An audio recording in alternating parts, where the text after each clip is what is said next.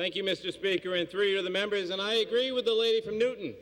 We should cast our vote on this amendment and conduct ourselves throughout this budget debate for the people who sent us here, the hard-working people of this Commonwealth. And what we've heard tonight mostly from this rostrum is about the services that might not be funded or the programs that might not be allocated resources to. What we haven't heard is about those people who are on the edge, the people who are working, the people who are struggling to make it, the young families, the senior citizens, the people who don't rely on government for anything. They're just trying to pay their bills. And according to the Pioneer Institute, which is the only analysis that we have on this tax increase, since we didn't have a hearing, since we didn't have the opportunity to hear from the experts, the only entity to do an analysis on this increase in the sales tax, say 10,000 job losses because of this increase in the sales tax. How about those people? Who's representing them? When they lose their jobs because businesses have to thin out a little bit. Who represents that young couple who's going to have to pay $300 more a year out of their pockets, out of their earnings, as meager as they are, to keep up with the growing burden of sales tax and all the other taxes? Does anybody here want to represent them? And how much are these extra services going to cost us next year? You know, there is some economic theory here, and I thought maybe we would have learned our lesson when we did the cigarette tax debate. There were folks who stood at this rostrum and said, if we increase our cigarette tax $1 per pack and we sell 150 million packs of cigarettes a year, thus we will receive $150 million in additional revenue. Wrong. There is an economic theory here. The more you tax, the more you discourage economic activity. And we saw that time and time again. This state saw it tremendously in the late 1980s. We had an economic crisis, so what did we do? We raised taxes. And what happened? Revenue to the state declined. The recession that followed, the slowdown, was longer than most other states in the nation. The Massachusetts miracle fell apart because we did the wrong thing by raising taxes. And we're about to do the wrong thing in the midst of an economic recession, when the federal government understands it, when President Obama understands it. You give money back to the people to stimulate the economy. You don't take more from them. Government doesn't create anything. Government doesn't create revenue.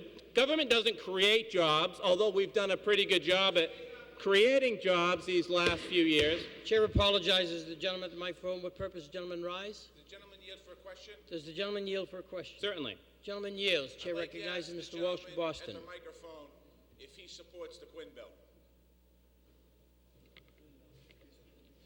Chair recognizes Mr. Perry of Sandwich.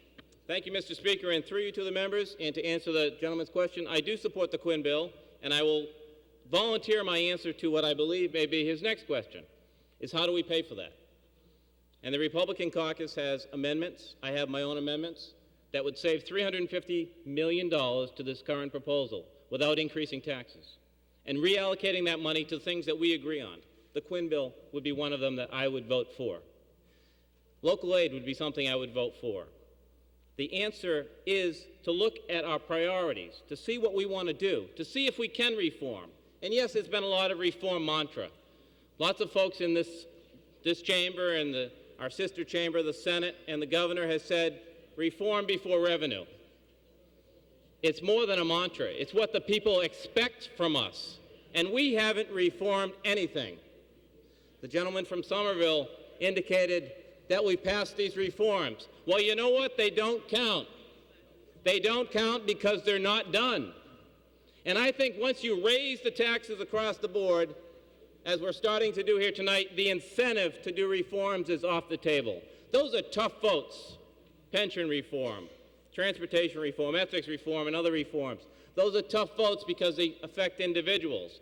And when we create extra revenue in place of real reforms, the desire for this body and this institution and this Commonwealth to do real reforms is gone. And that's proven by the past few years. When we had excess revenues, we weren't reforming anything. The predecessor to Governor Patrick, Governor Romney, had a brilliant idea, I think, to reform Mass Highway in a much better way than we allegedly reformed transportation. But no one wanted to talk about it because we didn't need to save the money. And so now in this context of a fiscal crisis, what do? Well, we could do some reforms, and that would be a start, but we haven't done any.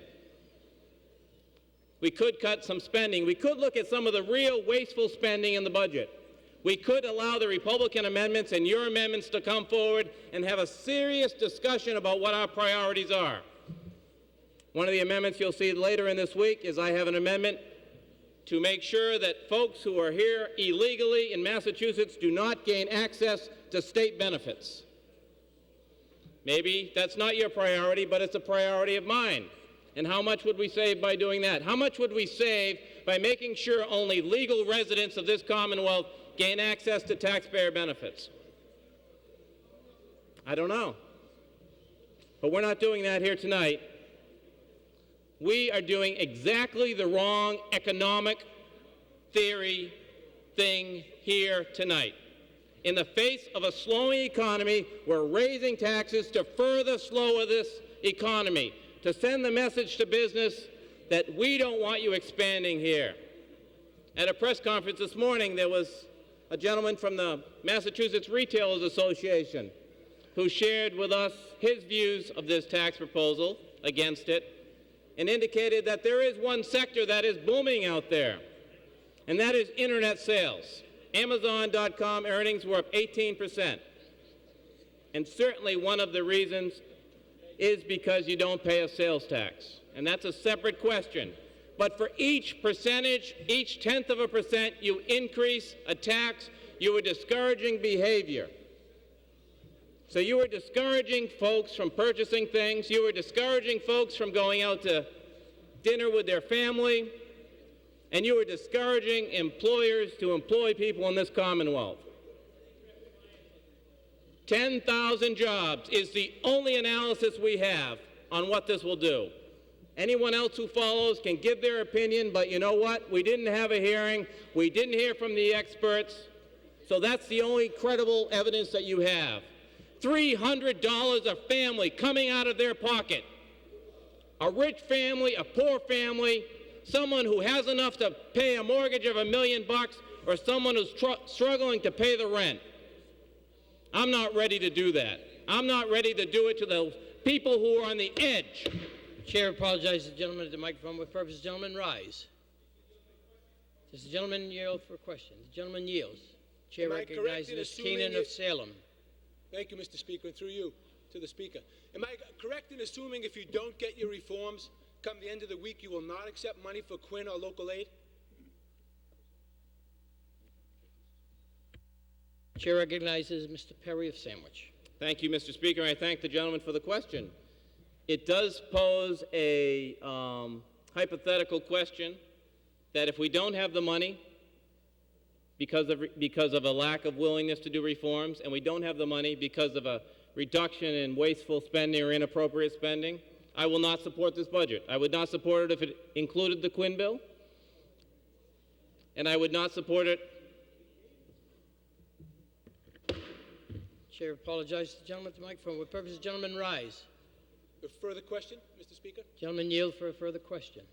The question Gentleman is yield. not whether you'll support the budget. The gentleman question yields. is The whether gentleman yields. Chair recognizes Mr. Keenan of Salem. The question is not whether you will support the budget. The question is whether you will direct your communities not to accept further Quinn or local aid. Chair recognizes Mr. Perry of Sandwich.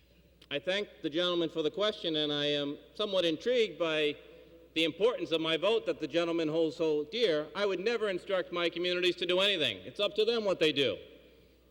I would suggest, though, you are hurting every community by raising this sales tax. I would suggest that you are putting people who are on the edge of poverty into poverty. I would suggest you are discouraging business.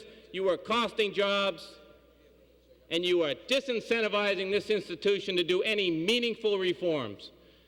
Revenue is not the only answer to our situation, and it is disappointing, after 7 hours of behind closed doors discussion, that the solution that comes out is to increase the burden of taxes to the good people of this Commonwealth who are struggling to keep their head above water. I hope this amendment is not adopted.